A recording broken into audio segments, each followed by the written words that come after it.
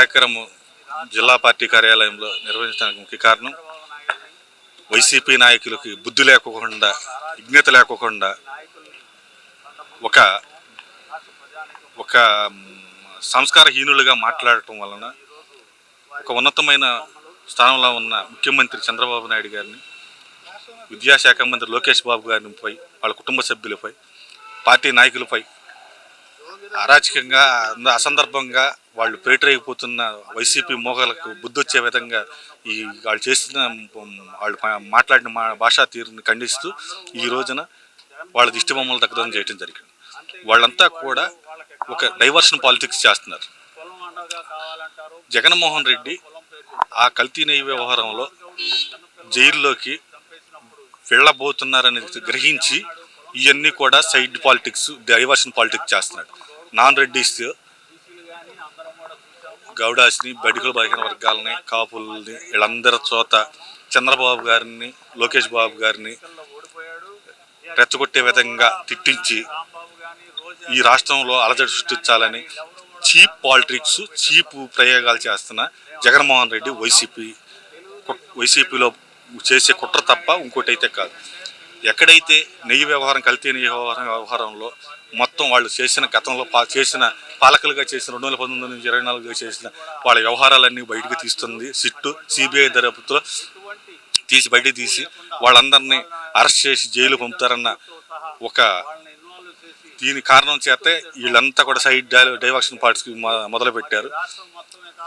ఆంధ్రప్రదేశ్ రాష్ట్రాన్ని పునర్నిర్మిస్తున్న చంద్రబాబు నాయుడు గారు, మంత్రివర్గాన్ని కానీ, పవన్ కళ్యాణ్ గారు కానీ, బీజేపీ నాయకులు వీళ్ళందరూ కూడా కష్టపడి రాష్ట్రాన్ని పునర్నిర్మాణం చేసి రాష్ట్రాన్ని ప్రగతి ప్రదంలో నడిపిస్తూ అభివృద్ధి డెవలప్మెంట్ అన్నీ కూడా చేస్తూ సంక్షేమ ఫలాలు అందిస్తూ రాష్ట్ర ప్రజలను సుఖసంతోషాలతో, శాంతి భద్రత అదుపులో ఉన్న వాటిని ఏ రకంగా చెడగొట్టాలి, ఏ రకంగా భ్రష్టు పట్టించాలి, ఆంధ్రప్రదేశ్ బాగుపడకూడదు, ఆంధ్రప్రదేశ్ అభివృద్ధి చెందకూడదు, ఎంతవరకు వాళ్ళ చెప్పు చేతల్లో ఉంచి వాళ్ళు ఎంతవరకు బానిసల్లా, ఆంధ్రప్రదేశ్ని బానిసల్లా చేయాలన్న ఉద్దేశంతో ఈ జగన్మోహన్ రెడ్డి చీప్ పాలిటిక్స్ మొదలుపెట్టి వైసీపీ నాయకులు అందరితో దుర్భాషలు ఆడించి గొడవలు సృష్టించి ఇక్కడ అసాంఘిక శక్తులను తీసుకొచ్చి గొడవ సృష్టించి మన ఆంధ్రప్రదేశ్ని పై ఒక కుట్రపూరితంగా గొడవలు సృష్టించి కులాల మధ్య చుచ్చు రేపాలి, కాపుల మధ్యన, బీసీల మధ్యన, బడుగు బలహీన వర్గం మధ్యన అందరూ కూడా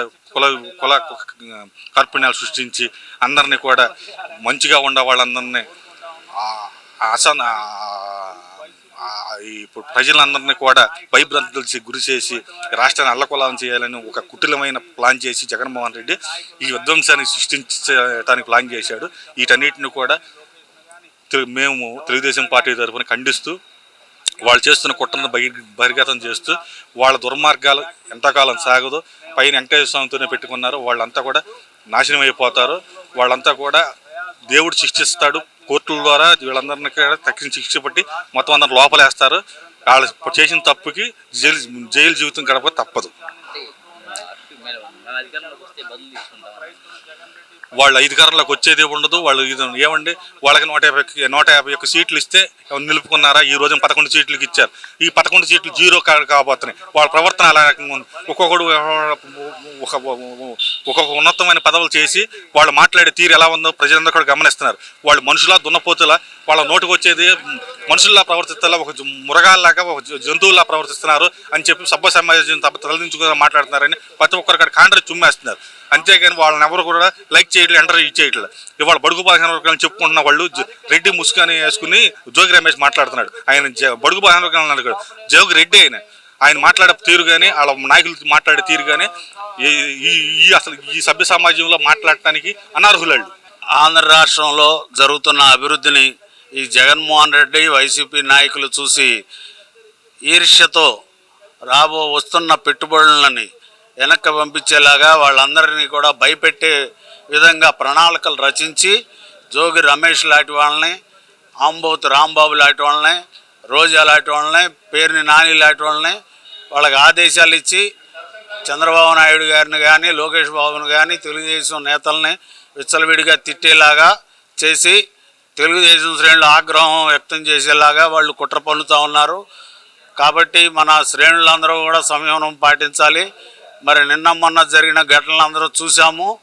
మరి ఆంబోతు రాంబాబు నోటికి వచ్చినట్లుగా ఎన్నోసార్లు తను మాట్లాడాడు. మరి సాక్షాత్తు మా తెలుగుదేశం నాయకులకు కానీ కార్యకర్తలు కానీ మా బీసీ ఎస్సీ ఎస్టీ మైనారిటీ నాయకులందరికీ కూడా ఆరాధ్యుడైన చంద్రబాబు నాయుడుని కానీ లోకేష్ బాబును కానీ ఇష్టం వచ్చినట్టు తిడితే మా నాయకులు మా కార్యకర్తలు ఉపేక్షించబోరనేసి నిన్న మొన్న జరిగిన ఘటనలను బట్టి వైసీపీ నాయకులు గమనించాలని నేను తెలియజేస్తా ఉన్నాను.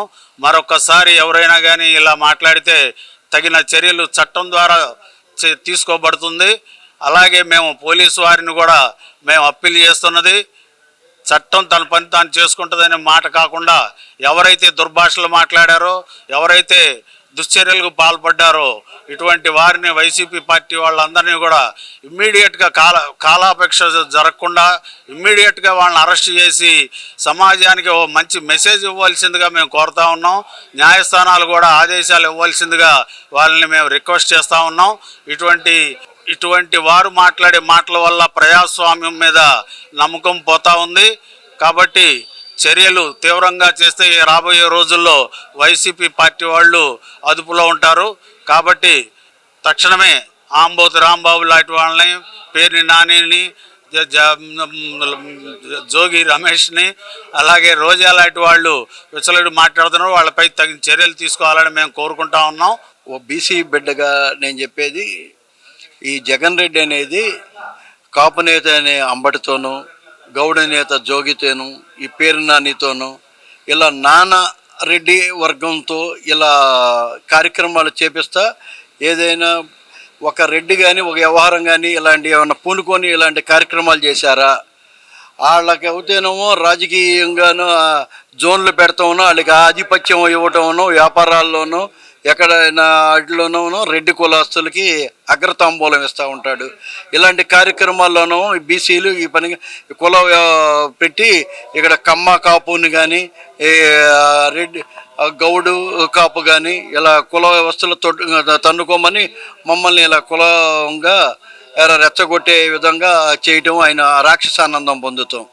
ఇది కేవలం కల్తీ నెయ్యి మద్యం హిందువుల మనోభమైన కలియుగ వెంకటేశ్వమి ప్రసాదమైన లడ్డూ ప్రసాదాన్ని కల్తీ అనే దాన్ని డైవర్ట్ చేయడానికి దీన్ని వీళ్ళని ఉపయోగించి ఈ అస్త్రాన్ని దీన్ని ఇలా మళ్ళించాడని మేము అనుకుంటున్నాము. జనాల్లోకి ఇది హిందువుల మనోభావాలు దెబ్బతిని బాగా ఈ కల్తీ నెయ్యి అనేది ప్రసాదం అనేది బాగా చొచ్చుకొని వెళ్ళిపోయింది. కాబట్టి వాళ్ళ మనసుల్లోంచి దీన్ని తొలగిస్తాకి దీన్ని ఈ విధంగా వీళ్ళని రెచ్చగొట్టి ఇలా కుల వివక్షగా ఇలా పెట్టాడని మేము అనుకుంటున్నాం. ఇవన్నీ సచ్చాయండి. ఇవన్నీ రఫాను జనాలు చూస్తున్నారు కదండి. ఇవన్నీ రఫా అంటే ఇవన్నీ అధికారం వచ్చేది లేదు, సచ్చేది. నేను లెగితే మగవాడిని కాదని నేను చిన్నప్పుడు నేను చెరువును కొట్టుకుండా నేను లెగిస్తే కొండమంగళ నేను లెగిస్తే మనిషిని కాదు, నేను లెగిస్తే తీరా చూస్తాడు కాళ్ళే ఉండవు. నేను లెగిస్తే మనిషిని కాదు, నేను లెగిస్తే మనిషిని కాదనేవాళ్ళు. అలాగే ఇలాంటివన్నీ జరుగుతూ ఉంటాయి. Okay sir.